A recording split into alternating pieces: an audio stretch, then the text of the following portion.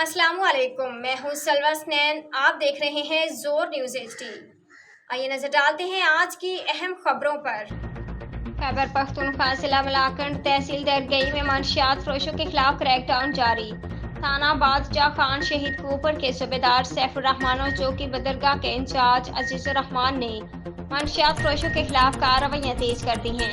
मुतादिद मंशियात फरोशों ने कुरान पाक पर हाथ रखकर मंशियात फरोशी से तौबा कर ली।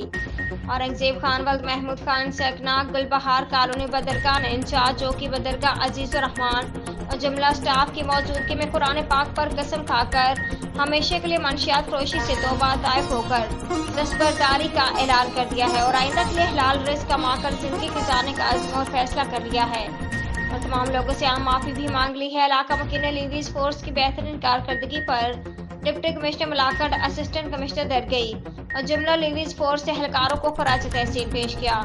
रिपोर्ट सरजमीन खान बदरगवाल, ब्यूरो चीफ, जोर न्यूज़, खैबर पख्तूनख्वा।